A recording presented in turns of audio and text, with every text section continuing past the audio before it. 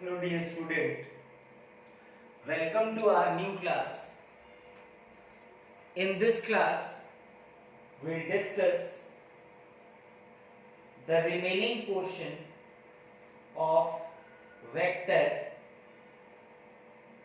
Our next topic is vector addition. Next topic is vector addition by analytical method. So our next topic is vector addition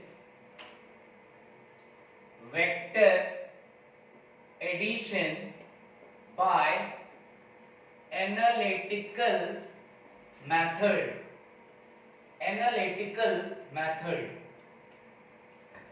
In this method, we'll discuss how we add vector mathematically.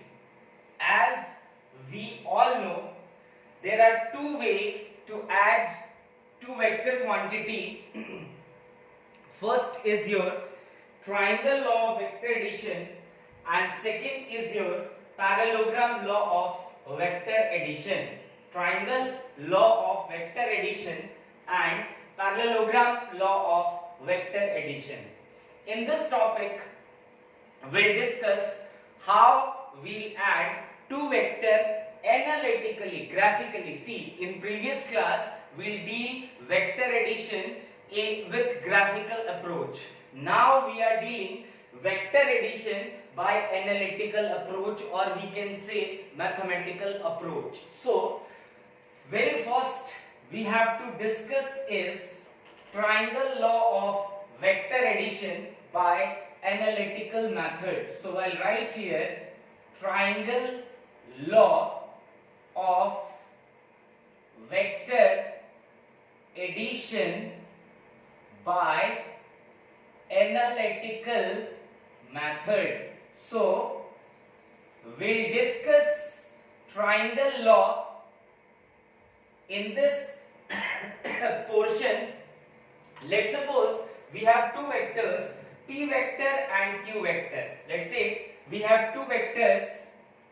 Let we have two vectors, p vector and q vector. So we have to add these two vectors by triangle law of vector addition. So let's suppose we have two vectors. One is like p vector and second is your q vector.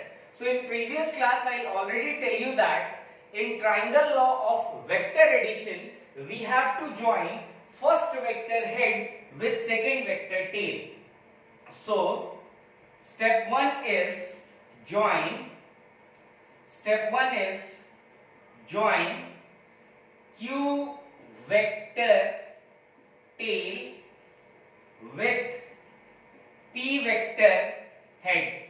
We have to join q vector tail with p vector head in form of a symmetric two triangle. So I'll join here. Let's suppose we have p vector and I'll join q vector like this. If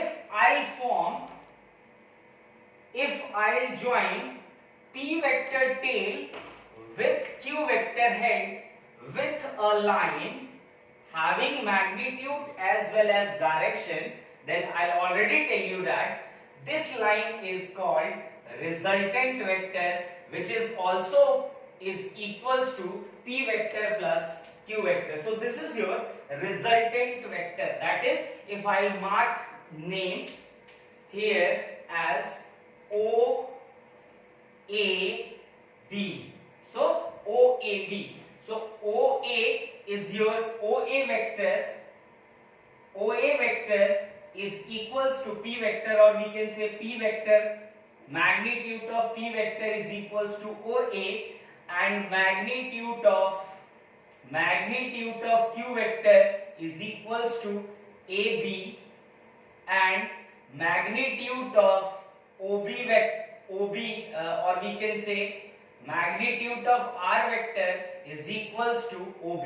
So this is all about triangle of vector addition, which we already know. So dear student, we are trying to solve vector addition by triangle law in terms of analytical method.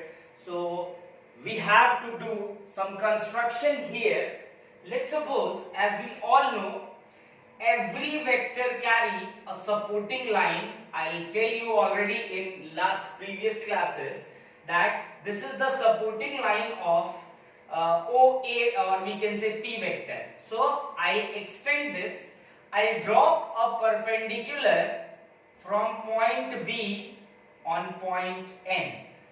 I'll drop a perpendicular on point N from B. So I'll write here, drop a perpendicular from B on N. So I drop a perpendicular from B on N. So you'll see here that we can say BN is perpendicular to ON.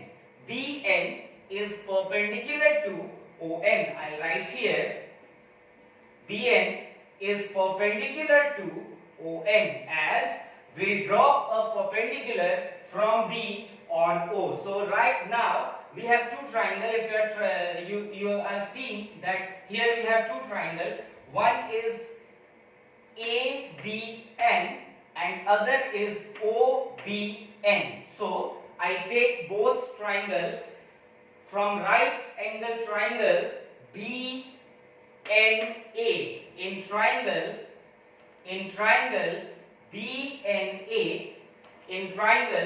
BNA, I write here O. In triangle BNA, apply Pythagoras theorem, will write OB square is equals to ON square plus NB square. By Pythagoras, we'll write this. So we'll write here OB square is equals to ON square plus NB square by Pythagoras, as degree is 90. Let's suppose this angle is beta.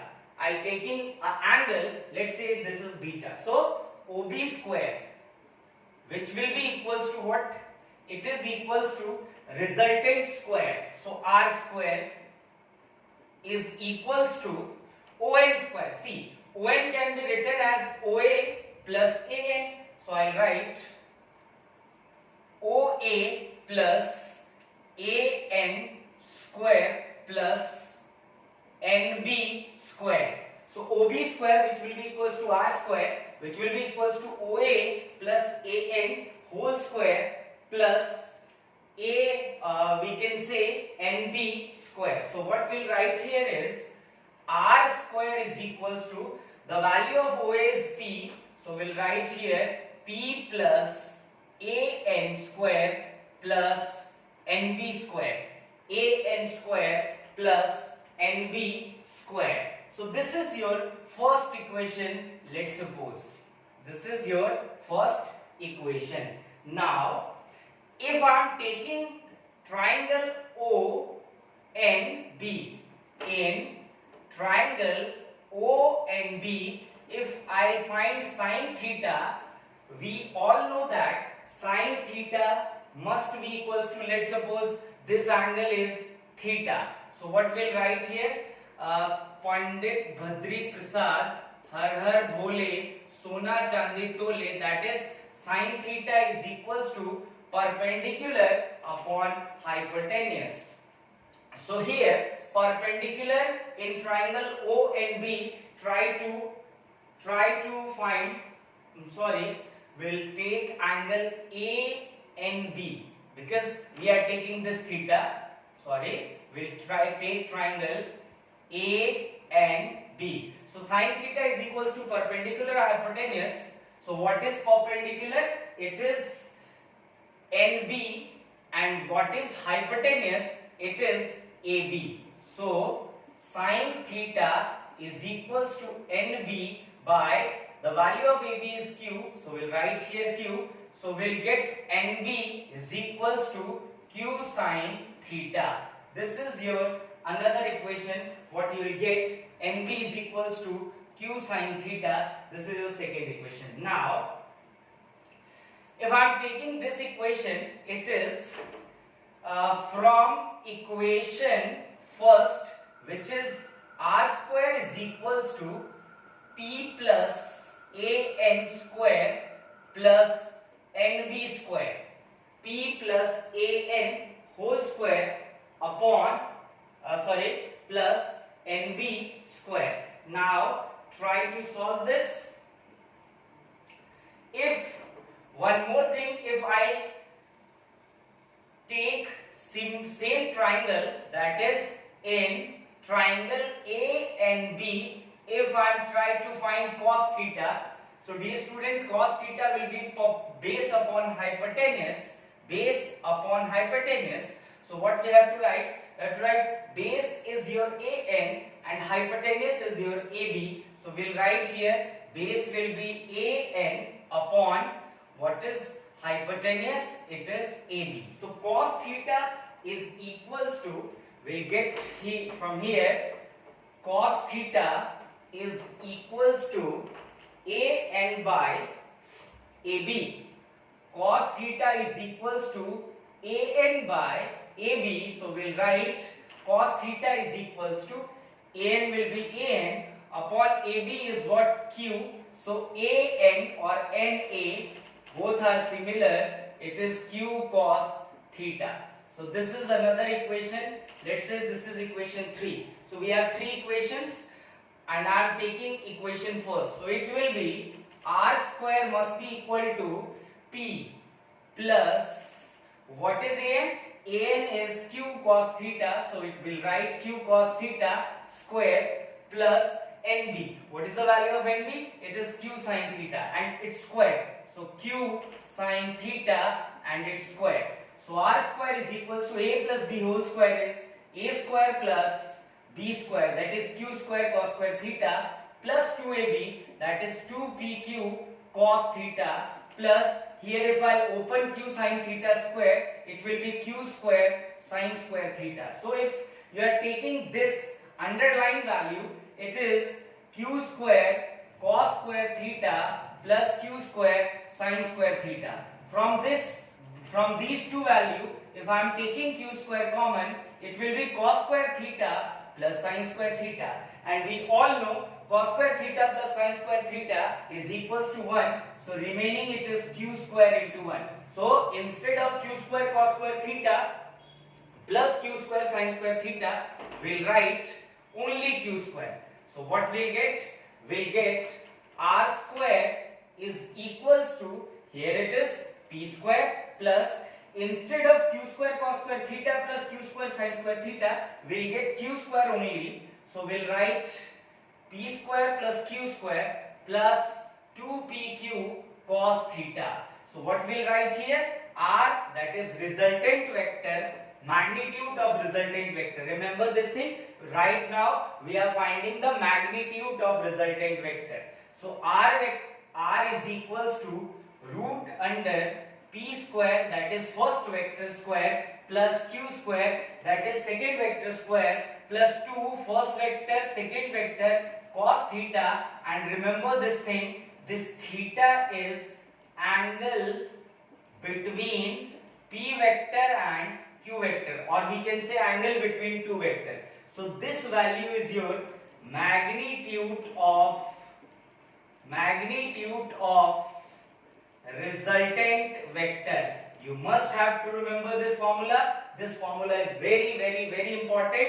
So the formula of finding a resultant of any vector is under magnitude of resultant of any vector is under root P square plus Q square plus 2PQ cos theta. So try to understand this derivation. This is what mathematical analysis for vector addition is.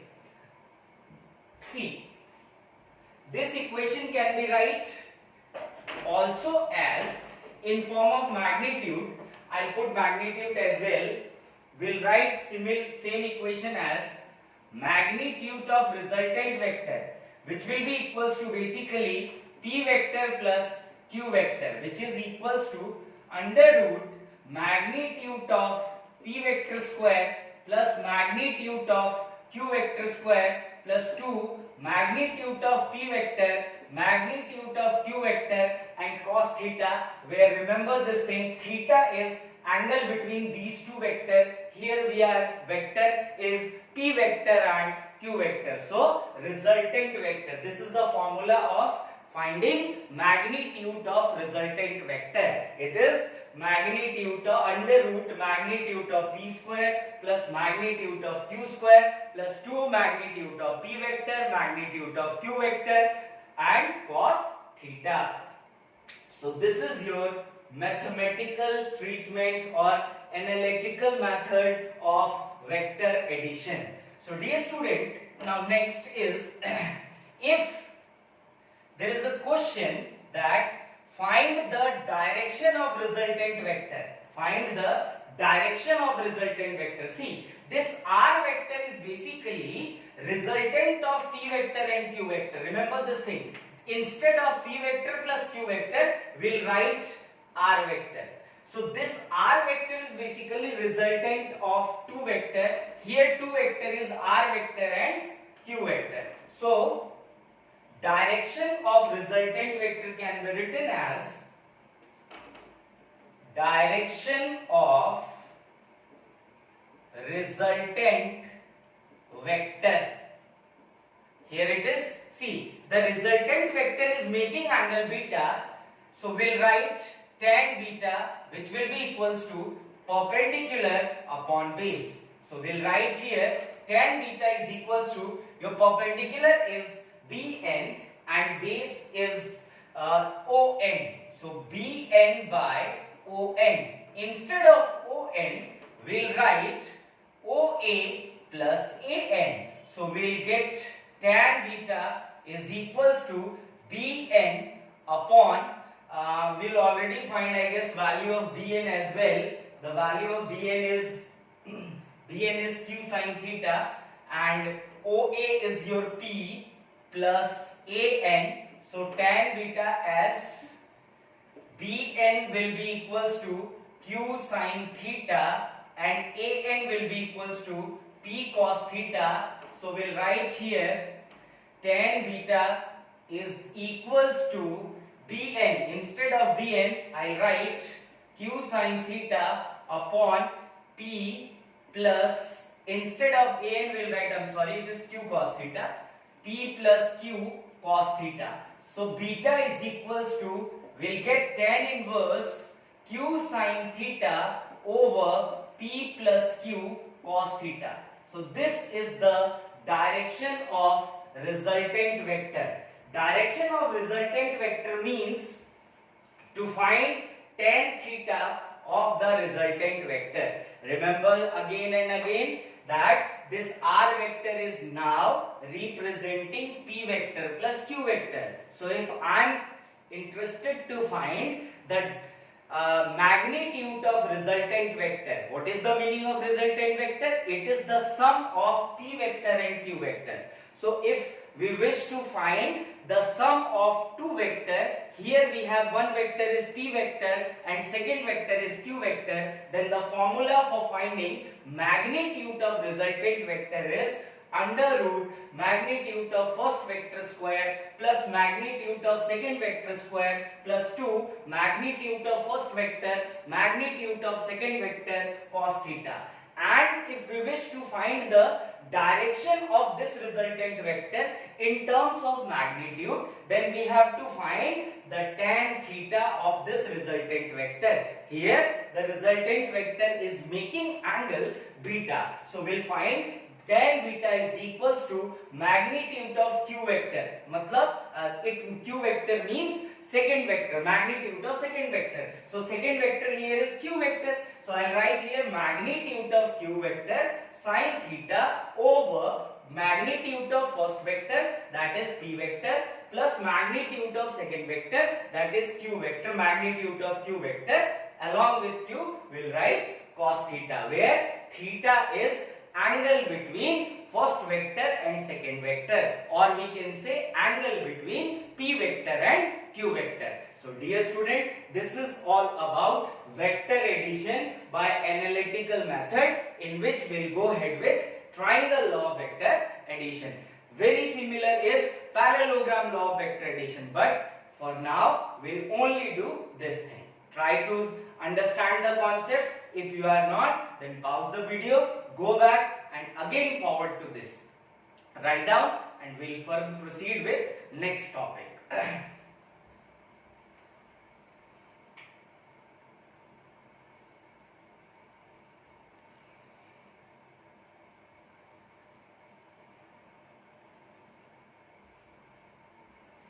I hope you all understand this thing, that how you will find resultant vector. Now, next topic again is very important, rectangular component of vector. Write down, rectangular component of vector. Rectangular component of vector. Rectangular component of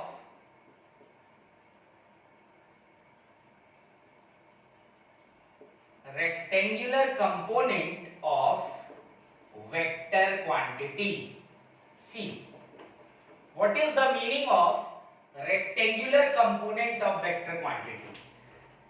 Let's suppose, dear student, a car is moving like this. This is your x-axis and this is your y-axis. A car is moving like this, making angle, let's suppose theta, with velocity, let's say is 3 meter per second.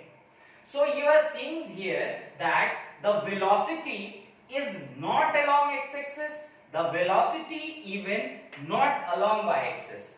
This velocity is between x-axis and y-axis, and you are see here that this velocity is making some angle theta. And remember this thing, velocity is a vector quantity. I am repeating once again, try to understand the concept of rectangular component of vector.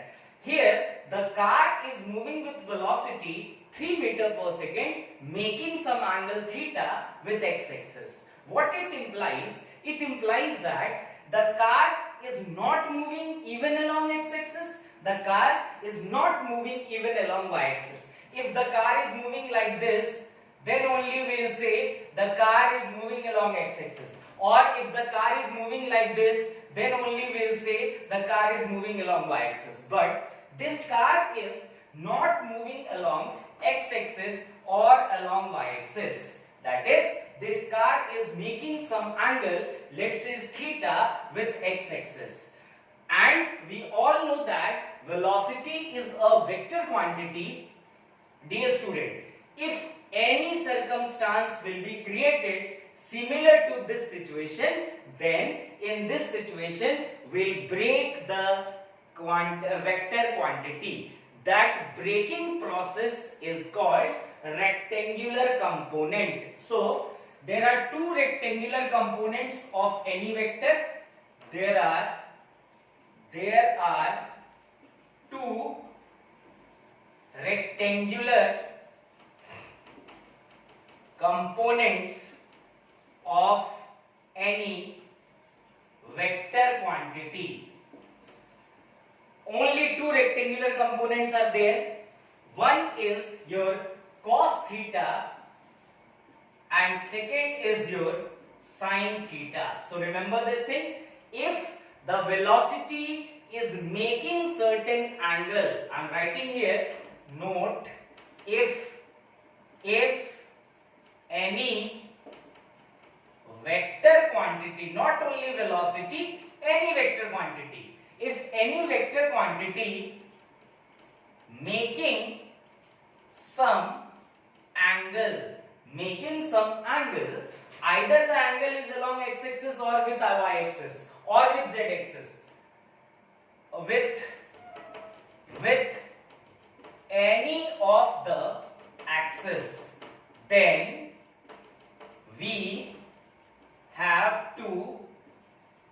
break that vector into rectangular components. So remember this thing, if any vector quantity makes some angle with any of the axes, the angle may be with x-axis or maybe with the y-axis or maybe with z-axis, any of the axes, then we have to break that vector into rectangular components. So we have to break the vector into rectangular components. First component is cos theta and second component is sin theta. So try to watch, understand how I'll make the component. See, we are making the component of velocity, and velocity is a vector quantity. Here the magnitude of velocity is 3. So along with cos and sin, we have to write the magnitude of vector quantity as well. So dear student, that axis from where the velocity or vector quantity making angle, along that axis will put the component cos, and perpendicular to cos will put sin, because both the components are perpendicular to each other. I'll write here both the rectangular components are perpendicular to each other. This point is very important. The rectangular component must be perpendicular to each other. So along x-axis we'll put cos theta, because the velocity is making angle along with the help of x-axis. That's why. If this angle is with y-axis, then cos component will be on y-axis. So I write cos along x-axis, and perpendicular to cos, second component is sin theta. And along with this, we'll put the magnitude of velocity. So we'll write 3 cos theta and 3 sin theta. Now, if we wish to write this velocity, so we'll write here v vector is equals to, as we all know that along x-axis the unit vector is I cap, and along y-axis the unit vector is j cap. So we'll write here velocity vector. See, vector, that's why we are using I cap and j cap, because if I am writing in form of vector, then we must put magnitude as well as direction, and we all know for direction we have to use unit vector. So it is 3 cos theta I cap plus 3 sin theta j cap. So this is your rectangular component of any vector quantity. Remember this thing, if any vector quantity lies in any plane, either in xy plane, either in yz plane, either in zx plane, and making some angle, then we have to break its component. For any vector, we have two components. Both the components are like perpendicular to each other. That axis from where the vector quantity is making angle, for that axis we'll put cos component, and perpendicular to cos we'll put sin component. So remember this thing, for any vector two components will be formed. One is along x-axis and another is along y-axis. I'll give you some example so that you will better understand how we'll proceed with rectangular component, because this topic is very much important to understand further physics. See, if I make a diagram like this, let's suppose now the velocity of particle is 2 meters per second and it is making some angle, let's suppose theta, with, you are seeing here y-axis. So this is your y and this is your x-axis. This is x dash and this is x. So if along this I cap, then along x dash it is minus I cap. Along y, if we'll put j cap, then along y dash we'll put minus j cap. Very similar to Cartesian system. So you are seeing here that velocity is vector quantity and the magnitude of velocity is 2. but this velocity cannot lies along x-axis or even along y-axis. This velocity lies between x dash and y plane. So in this situation, I am making angle theta with x-axis. So in this situation, if velocity is a vector quantity and making some angle theta, so we have to break its rectangular component. We have two components, one is cos and another is sine, and both the components must be perpendicular to each other. So what I'll tell in previous example that cos component is along that axis with which the vector quantity is making angle. So here the vector quantity is making angle with y, so we'll put cos component along with y and sine component along with x dash. So along y-axis unit vector is j cap, along x dash unit vector is minus I cap. So now along with cos and sine we have to put the magnitude. So it is 2 cos theta and it is 2 sine theta minus I cap. So velocity vector can be right minus 2 sine theta I cap plus 2 cos theta j cap. So this is the velocity vector how we'll write after making the rectangular component of any vector quantity. This concept is valid for each and every vector quantity. Any vector quantity, if makes some angle, then you have to break its component. For any vector, we have two components, one is cos and second is sine. Both the components must be perpendicular to each other. I'll give you one more example. Try to solve by your own so that you will understand more. Let's suppose we have a particle moving like this with acceleration, let's suppose 2 meter per second square, making some angle, let's say 30 degree with x-axis. So this is your x-axis, this is y-axis, this is x dash and this is your y dash. So dear student, as we all know, acceleration is a vector quantity and this acceleration cannot lies along x-axis, neither lies along y-axis or y dash axis. It is between x and y dash. So this is the perfect situation to break the components of vector, that is acceleration.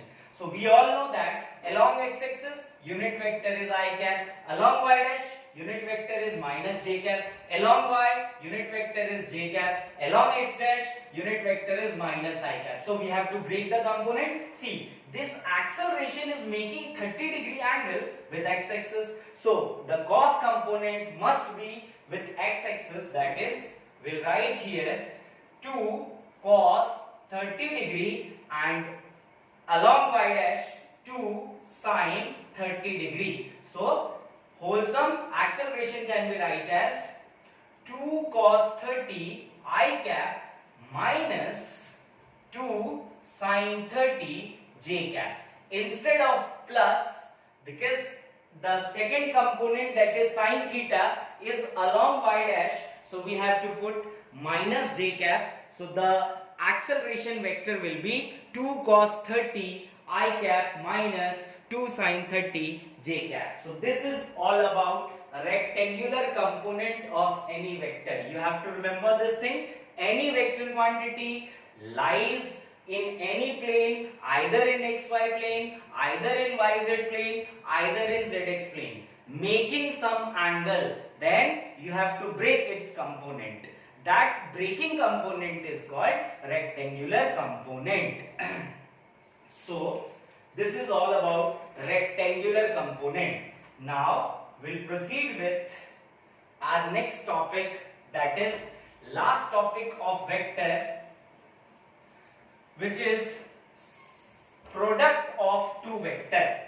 Write down product of two vectors. Product of two vectors. Product of two vectors. So dear student, there are two different methods for product of two vector. One is called dot product. Dot product, which is also called scalar product. Also called scalar product. Why it is called scalar product? Because after process of dot product between two vector quantity, we'll get a new term in scalar form. That's why dot product is called scalar product.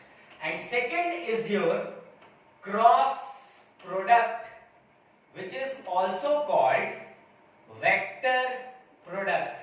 Why it is called vector product? Because after processing the cross product of two vector, the result is with I cap, j cap and k cap. So it is in vector form. That's why cross product is called vector product. So now without wasting time, let's start with dot product or scalar product. Write down dot product or scalar product. First is your dot product, or we can say scalar product. See, let's suppose we have two vectors. One is your A vector and second is your B vector. Let's say we have two vectors, A vector and B vector. Let's say A vector is x1 I cap plus y1 j cap plus z1 k cap. And let's suppose second vector is B vector, which is equals to x2 I cap plus y2 j cap plus z2 k cap. We have to perform dot product. Dear student, this is not simple multiplication. Remember this thing, vector carry their own rules: addition rule, subtraction rule, multiplication rule, division rule. Everything is different for vector. So must understand the process. I wish to find A vector dot B vector. So for doing dot product of two vector, before this you must know if we will take the dot product of two similar unit vector, that is I dot I or j dot j or k dot k. Remember, if we are performing dot product of two similar vector as two similar unit vector, then remember it becomes equals to 1. It becomes equals to 1. That is I dot I becomes 1, j dot j is 1 and k dot k is 1.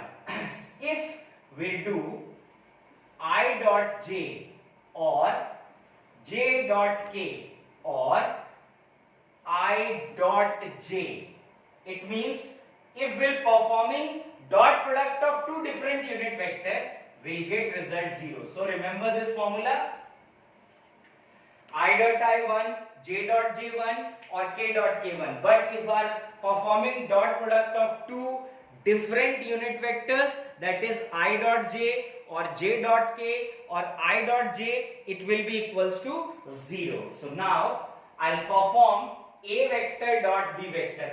Let's see how we'll proceed with A vector dot B vector is equals to, put the value of A vector and B vector. It is x1 I cap plus y1 j cap plus z1 k cap dot B vector is your x2 I cap plus y2 j cap plus z2 k cap. Now perform the dot product.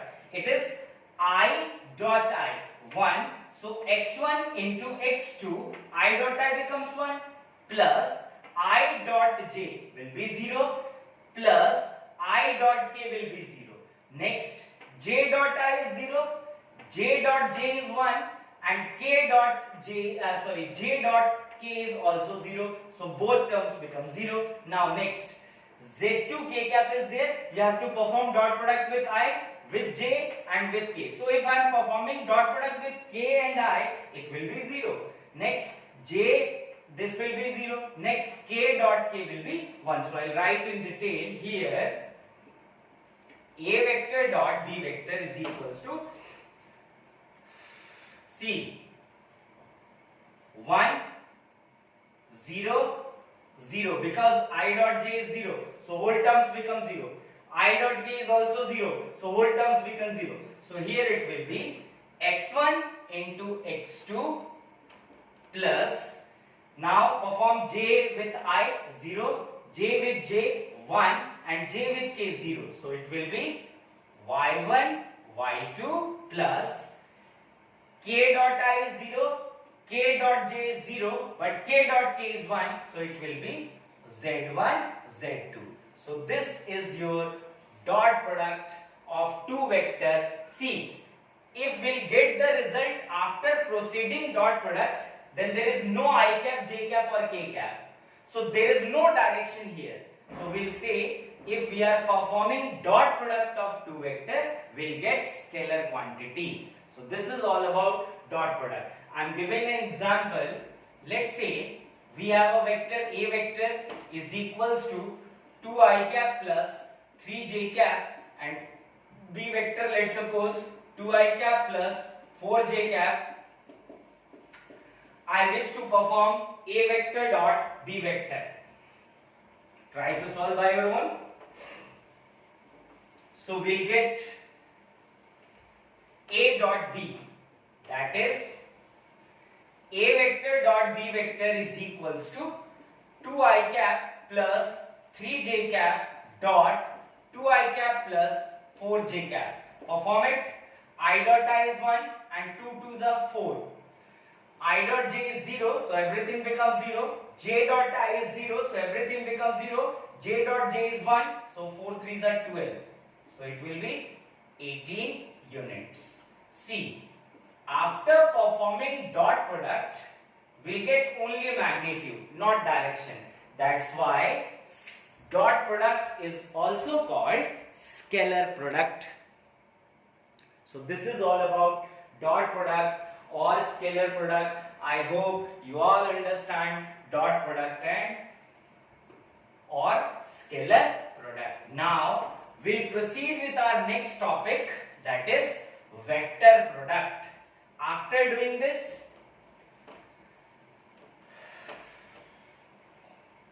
we'll start with motion in one dimension, as this is only brief class. This is a bridge course which is proceeding, so that's why.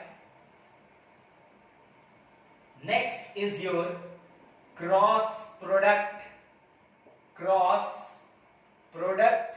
or it is also called vector product, because after performing cross product or vector product between two vectors, then we'll get the result in along with direction form.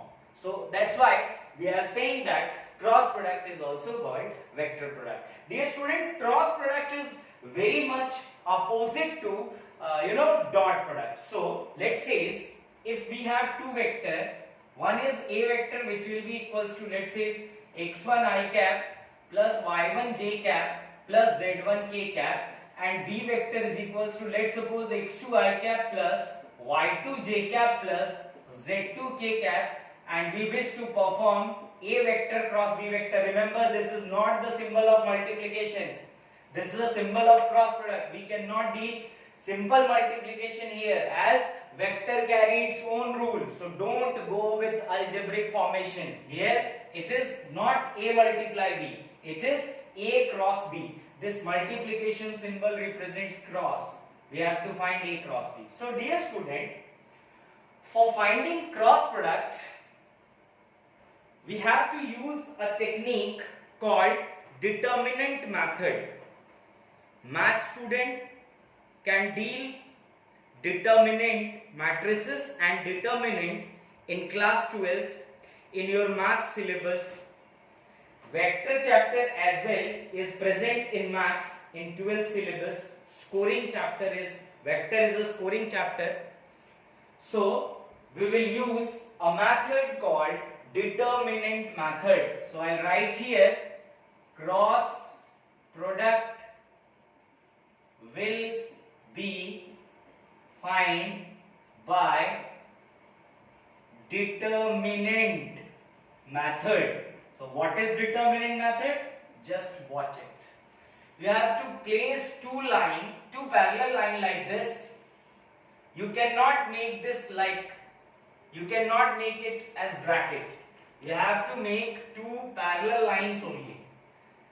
And write it here at top, I cap, J cap and K cap. On the table, write down I cap, J cap and K cap.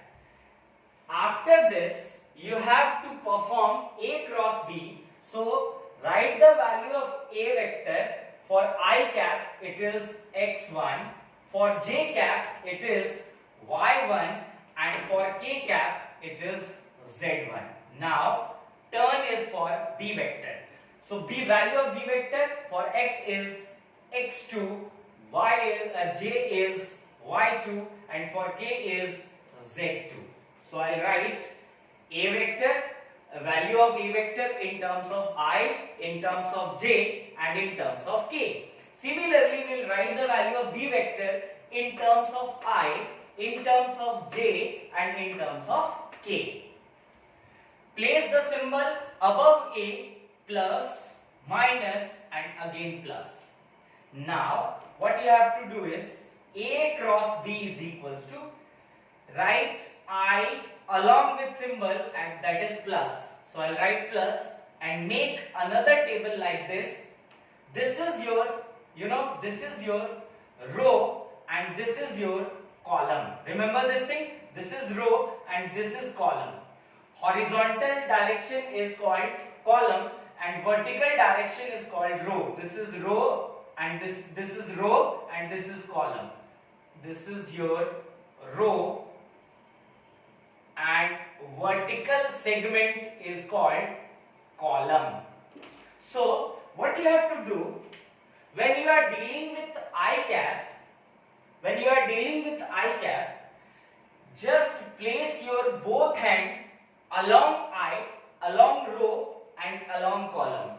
Now you will see y1 z1 and y2 z2 right here. y1 z1, y2 z2. Now next, symbol is minus, place minus, put J cap. Now close the row and column for J cap. You will see x1 z1 and x2 z2. So it is x1 z1 and x2 z2. Now place the symbol of plus, write it K and close the row and column for K cap. It is, you are seeing x1 y1 x2 y2. It is x1 y1 x2 y2 and perform cross multiplication. You will get A vector cross B vector is equals to I cap y1 z2, place symbol of minus between two terms, minus y2 z1. Now minus J cap cross multiplication, it is x1 z2 minus x2 z1 plus K cap cross multiplication x1 y2 minus x2 y1. This is your cross product rule. How we'll proceed with cross product? See, the answer will be in terms of I cap, J cap and K cap. That's why cross product is also called vector product. Try to understand the method of cross product. Then we'll take one example. After this, vector will be completed. For bridge course, not for whole year course. Remember this thing. For whole year course, we have to spend 15 to 20 days for vector. I'll try to solve one example on cross product rule. It is, let's suppose we have two vector. Let's say A vector is equals to 2i cap plus 3j cap plus 4k cap, and B vector is equals to, let's suppose B vector is equals to, let's say, 3i cap plus 2j cap plus 2k cap, and we want to find A cross B. So what I'll tell you that for finding cross product, we have to use a method called determinant method. So we have to apply determinant method. What is determinant method? We have to place two parallel lines, write it here, I cap, j cap and k cap. Above I cap, plus, minus and plus. Now we'll put the value of A vector in terms of I, j and k. For I it is 2, for j it is 3 and for k it is 4. Similarly for B vector, the value of I is 3, the value of j is 2 and the value of k is again 2. Now you have to perform cross product. First term is I cap along with plus sign. We'll write here I cap and place our both hand in towards row and column of I cap. So it is 3, 4, 2, 2. I'll write here 3, 4 and 2, 2. Next is your minus, symbol is minus, and j cap.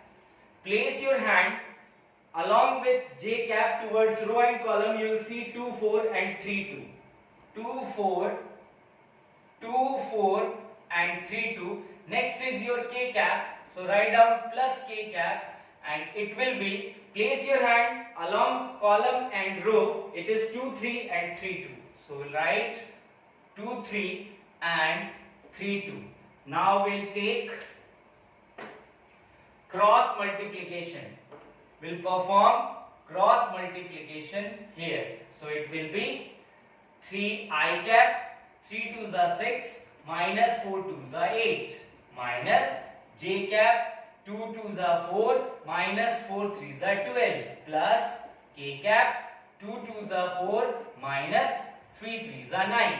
So it will be 6 minus 8 is minus 2, minus 2 I cap, 4 minus 12, 6 minus 6, minus minus plus. So we'll write plus 6 j cap. Now 5, 4 minus 9 is minus 5, plus minus minus, while write 5k cap. This is your cross product of A vector and B vector. I hope you all understand all about dot product and cross product. Dot product and cross product are opposite to each other. Cross product is also called scalar product, dot product is also called scalar product, whereas cross product is called vector product, because after performing dot product you will get answer in terms of magnitude. After performing cross product you will get answer in terms of magnitude as well as direction. See, 2 is magnitude, I cap gives direction, 6 is magnitude, j cap gives direction, 5 is magnitude, k cap gives direction. So this is all about vector. From next class we will start one dimension motion, basic things of one dimension motion. All the terms which we'll use in one dimension motion is used already by you in class 9. So thank you so much. Stay home, stay safe, and try to solve, try to understand the concept which we are delivering to you in form of bridge course. This is what in 11th standard you studied. Thank you, beta.